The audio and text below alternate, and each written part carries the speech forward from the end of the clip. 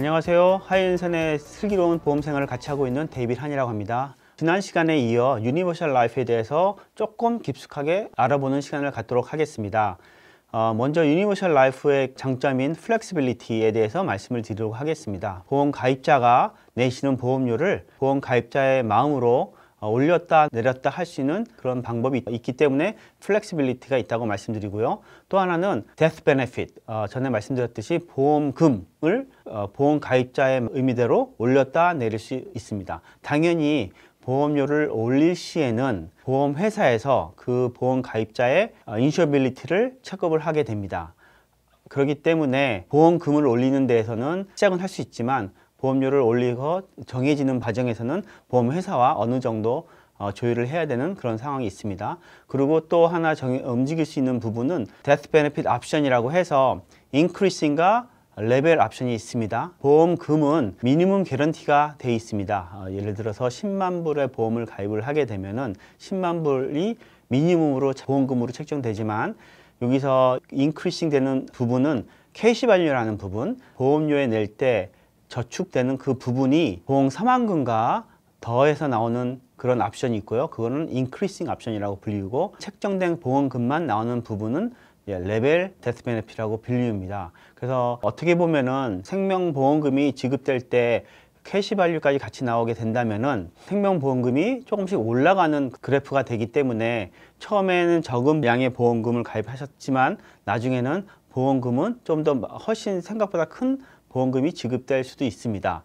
다만 이럴 경우 보험료가 매년 조금씩 상승한다는 것도 기억해 두셨으면 합니다. 이유는 처음에 보험 가입할 때 10만 불의 보험을 가입했을 때 보험회사에서 지급해야 되는 보험금은 10만 불이고 그 다음에 캐시밸류가 쌓이면서 지급돼야 되는 사망보험금은 조금씩 올라가기 때문에 그거를 보험회사에서는 첫 번째에도 10만 불에 대한 보험료가 지급되고 5년 후에 사망보험금이 10만 불 플러스 캐시밸류가 적용이 되기 때문에 캐시밸류 외에 생명보험금은 똑같은 10만 불이 정해져 있습니다. 그렇기 때문에 45세에 정해진 생명보험과 50세에 정해진 생명보험금이 조금씩 틀려지기 때문에 캐시밸류를 제외한 생명보험금은 매년 조금씩 코스트 오브 인슈런스는 올라가는 작용을 합니다. 그래서 레벨로 정하실 경우는 내가 가지고 있는 캐시밸류가 얼마가 됐든 지정된 데스 베네핏만 보험금으로 지급이 되기 때문에, 예를 들어서 10만 불의 생명보험에 3만 불의 캐시밸류가 있다면은 보험회사에서 지급해야 될 보험금은 7만 불에 대한 것만 책임감이 있게 되겠죠. 그렇기 때문에 레벨로 갈 경우 코스트 오브 인슈런스가 늘어나는 비율이 훨씬 줄어듭니다. 그렇기 때문에 보험을 가입하실 때 데스 베네핏 옵션을 레벨로 할지 인크리싱을 할지는 전문가와 상의를 하시고, 다만 이거는 나중에라도 바뀔 수 있다는 장점이 있기 때문에 그 상황에 맞춰서 데스 베네핏 옵션을 정하시는 게 좋을 듯 합니다. 좀 전에 말씀드렸던 캐시밸류에 대해서 좀 더 말씀을 드리도록 하겠습니다. 캐시밸류는 매달 내는 보험료의 일부분은 저축성으로 들어가게 됩니다. 여기서 말씀드리는 저축성이라는 함은 캐시밸류에 들어가는 돈을 말씀드리고요. 여기 캐시밸류는 복리로 자라게 되어 있습니다. 그리고 매년 자라는 돈은 텍스 디펄드를 돼서 쌓이게 되고요. 그래서 어떻게 보면은 로스 IRA 같은 어떤 좀 비슷한 그런 성격의 돈이 자라게 되게 돼 있습니다. 저축된 돈이 복리이자를 받고 자라면서 텍스는 안 내게 되는 그런 상황이 되기 때문이죠. 그런데 캐시밸류 자라는 이자율은 매년 보험회사에서 책정을 합니다. 그렇기 때문에 유예를 가지고 계신 분들은 자기가 어떤 이자율을 받는지 궁금하시게 되면은 보험 가입하셨을 당시에 에이전트 분과 상담을 하시면서 본인이 원하는 이자를 제대로 받고 있는지 한 번쯤은 확인해 주시는 것을 강력 추천드립니다. 그래서 캐시밸류를 잘할 때 캐시밸류를 상호하시기 위한 방법이 있습니다. 캐시밸류를 쓸 때 베네핏을 리빙 베네핏이라고 불리고요. 이 리빙 베네핏의 옵션을 보험 가입자가 활용을 하실 때에는 데스 베네핏이 그만큼 줄어들게 돼 있습니다. 그래서 데스 베네핏을 레벨로 책정하실 때에는 캐시밸류에 있는 돈을 쓰시는 만큼 데스 베네핏이 줄어들게 됩니다. 예를 들어서 100만 불의 보험을 가입하신 후 10만 불의 캐시밸류가 쌓였을 때 5만 불을 사용하셨다 하면은 데스 베네핏이 레벨일 경우 나오는 돈은 95만 불이 됩니다. 반대로 인크리싱 데스 베네핏에서는 100만 불의 보험금과 캐시밸류가 10만 불 쌓였을 때 5만 불을 사용하셨을 경우에는 사망 보험금은 105만 불이 지급이 되게 됩니다. 그래서 이 장단점이 다 있기 때문에 레벨로 가게 되면 코스트 오브 인슈런스가 덜 늘어난다는 장점이 있고, 그 대신 내가 가지고 있는 캐시 밸류를 사용했을 시 데스 베네핏이 줄어든다. 꼭 잊지 마시고요. 인크리싱으로 가실 때는 내가 가지고 있는 데스 베네핏 플러스 캐시 밸류가 한꺼번에 베네핏으로 사용할 수 있지만, 코스트 오브 인슈런스 보험료는 매년 조금씩 상승한다는 거 잊지 말았으면 좋겠고요. 또 캐시 밸류를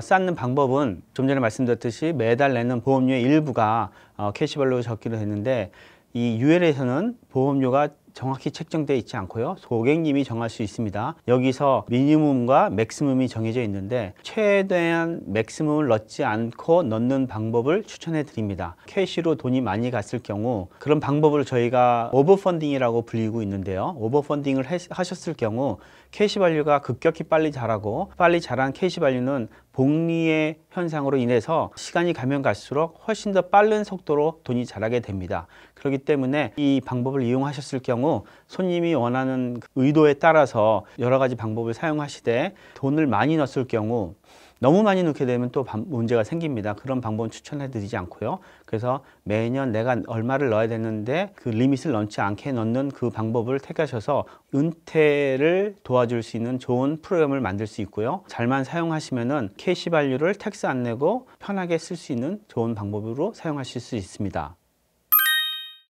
이 여러 가지 옵션을 어떻게 사용하시면 보험 가입자분들이 본인들한테 유용하게 하는지 사용하실 수 있는 예를 한번 생각해 보도록 하겠습니다. 먼저 젊으셨을 때는 Increasing Death Benefit을 놓고 그 다음에 Maximum Funding을 하시고, 그렇게 되면은 젊었을 때 나가는 보험비가 최소이기 때문에 많은 양의 돈이 캐시 밸류로 가고 복리와 절세 혜택으로 돈이 자라게 됩니다. 그래서 어느 정도 그렇게 이용을 하시고, 그러면 데스 베네핏 양도 같이 캐시 밸류 늘어나는 그런 속도와 같이 늘어나게 되고요. 어느 정도 데스 베네핏 양이 늘어나고 캐시 밸류가 늘어났을 상황에서 데스 베네핏 옵션을 레벨로 바꾸실 수 있고 내는 프리미엄을 줄일 수도 있습니다. 그렇게 되면은 나이가 먹었을 때 늘어나는 보험비를 조금 더 덜 줄일 수도 있고요. 그 다음에 캐시 밸류를 유지할 수 있는 그런 좋은 장점이 있습니다. 그래서 젊었을 때 적은 돈으로 시작을 하셔서 데스 베네핏 양을 또 늘리는 방법도 있습니다. 처음에 10만 불로 보험 가입을 하시고 건강을 유지하는 상황에서 데스 베네핏을 20만 불, 40만 불, 40만 불로 늘리면서 자기의 가족의 늘어나는 사이즈와 같이 생명보험을 늘려나갈 수 있는 좋은 장점이 있죠. 그 장점을 이용하시면서 어느 순간에는 데스 베네핏 늘리는 걸 줄이고 늘어난 인컴을 여기다 좀 더 집어넣어서 캐시 밸류를 늘려나가는 그런 방법도 있습니다. 이런 방법을 썼을 경우는 계속 꾸준히 전문가하고 상담을 하셔서 내 가지고 있는 이 데스 베네핏 양과 내 가족이 늘어나는 파이낸셜 니드의 양과 매치를 시키시면서 내 인컴의 양을 맞춰서 프리미엄을 조절을 하면서 올려가시고, 자녀가 자라는 그 시간에는 데스 베네핏을 크게 가시고요. 나중에 자녀가 다 출가한 후에는 데스 베네핏을 반대로 줄여가지고 보험비를 줄이는 방법으로 가시고, 그 대신 캐시 밸류를 계속 늘려가는 방법으로 은퇴 후 캐시 밸류를 같이 사용하는 방법, 은퇴 플랜을 컴플리멘트 할 수 있는 방법으로 사용하시는 방법도 있습니다. 보험 가입하신 후 전문가와 애뉴얼리 리뷰하시는 것도 제일 좋은 방법인 것 같습니다. 자주 말씀을 나누시면서 본인의 상황과 보험 상황을 계속 모니터링 하면서 프리미엄을 올렸다 내렸다 할 수 있으면 너무나 좋은 플랜이 될 수 있습니다. 다만 보험금을 올려야 될 시기에 안 올리시게 되면 캐시 밸류가 자꾸 소진되게 되는 그런 악영향이 생길 수 있습니다. 이런 걸 조심하시고 꼭 전문가와 상담하셔서 매달 내는 프리미엄은 조절하시는 게 좋을 것 같습니다. 보험을 들었을 때 기간성 보험 외에 종신형 보험은 이제 저축성 보험이라고 불리는 것들 있죠. 이제 그러면 이게 캐시 밸류가 쌓이게 되고, 캐시 밸류를 가지고 있는 보험금의 장점은 절세라는 부분도 있고, 아니면 그다음에 복리로 받을 수 있고요. 그다음에 은행에서 받는 이자보다는 훨씬 많이 받습니다. 세이빙 어카운트에서 돈을 빼는 걸 뭐라고 그러죠? 위주로라고 그러잖아요. 그 위주로도 할 수도 있으세요. 위주로 할 수 있는데, 이 위주로 하게 되면은 그 내가 위주로 하는 부분 중에 이자는 그거는 이득이기 때문에 텍스를 내게 돼 있습니다. 텍스는 보통 얼마 내죠? 한뭐 30~40%라고 할게요. 잘한 돈의 30~40%를 이제 텍스를 내야 돼야 되는데, 만약에 내가 캐시밸류 있는 돈에 원금은 위주로 하고 이자 돈의 포션은 론을 하면은 내가 빌린 돈이기 때문에 텍스는 안 내도 돼요. 그리고 이 캐시밸류를 빌리는 게 아니라, 캐시밸류는 보험회사에서 담보로 갖고, 캐시 담보로 갖고 자기네 보험회사에 있는 돈을 빌리게 됩니다. 형식상 그 돈을 빌리게 돼서 그 돈의 이자는 보통 4%에서 6%를 왔다 갔다 하게 돼 있어요. 그러면 30% 텍스 내느니 3~4% 이자 내는 게 훨씬 낮게 되죠. 그리고 내가 보험회사마다 틀린데, 내 돈, 내가 담보로 맡긴 내 돈 있잖아요. 캐시밸류 있는 담보로 맡은 돈, 그 돈은 보험회사의 다른 어카운트에 빠져 들어가게 됩니다. 근데 거기서도 이자를 받아요. 1~2% 이자를 주는 회사가 있어요. 그렇게 되면은 내가 빌린 돈의 4%에서 6% 정도의 이자를 내지만, 내가 받는 이자가 2% 있다고 치면은 한 1~2% 이자만 내게 되는 거고, 원래 내가 찾았을 때는 30~40%에 내야 되는 텍스를 안 내도 되게 되는 거죠. 만약에 우리가 가지고 있는 돈이 뭐 1~2만 불, 2~30만 불이라면 큰 차이는 없겠죠. 잘한 돈이 그렇지 않지만, 그 대신 만약에 한 20~30대 젊은 분이 그걸 시작을 해서 50~60대까지 계속 좀 이렇게, 제가 아까 설명드린 오버펀딩이라는 걸 이용을 해서 보험비가 낮았을 때 막 돈을 많이 집어넣을 수 있는 상황이 됐던 분들은 나중에 거기에 3~4만 불이 아닌 5~60만 불이 쌓일 수도 있을 정도의 돈이 있을 수 있습니다. 그러면 5~60만 불 중에 한 30만 불이 이자 돈이라고 친다면은, 만약에 그러면 30만 불을 내가 텍스를 내야 되는 돈이지만 텍스를 안 내고 이자 돈 3~4%만 내야 될 수도 있다. 그러면은 월등한 방법이 되겠죠. 이제 그렇게 해서 그거를 잘 이용을 하시면 좋은데, 우리가 대부분의 보는 그 보험은 캐시밸류가 뭐 그렇게 많은 거를 아직은 제가 많이 못 봤어요. 그 대신 일단은 그렇게 하면 절세, 그 다음에 복리를 사용할 수 있고, 그 다음에 이 돈은 갚아도 되고 안 갚아도 되는 이유는, 내가 담보가 있기 때문에 보험회사는 돈을 안 갚으면 이 담보에서 빼가지면 되는 거 아닙니까? 그렇죠? 그렇기 때문에 돈은 갚아도 되고 안 갚아도 되고, 만약에 안 갚은다 그러면 담보에서 그 돈을 보험회사는 회수해 가기 때문에 덱스 베네핏이 좀 줄어들게 됩니다. 사용한 만큼, 안 갚은 만큼. 아까 제가 UL 그 프리미엄, 플렉시블 프리미엄 하다가 맥스가 정해져 있다고 말씀드렸잖아요. 이 맥스가 그 돈을 불법적으로 많이 넣는 거를 방해하기 위해서, 그러니까 그걸 못하게 하기 위해서 맥스가 정해져 있는 거예요. 그 맥스를 정해있고, 미니멈 정해져 있어요. 미니멈은 최소한 보험을 유지하기 위한 보험료가 미니멈으로 정해져요. 근데 한 몇 년 지나면 이 미니멈이라는 게 의미가 없어져요. 처음에 보험을 가입하고 시작할 때 미니멈이 정해져 있지만, 나중에 예를 들어서 처음에 맥스로 넣었던 분이 2~3년 후에 돈을 낼 수가 없는 상황이 됐다.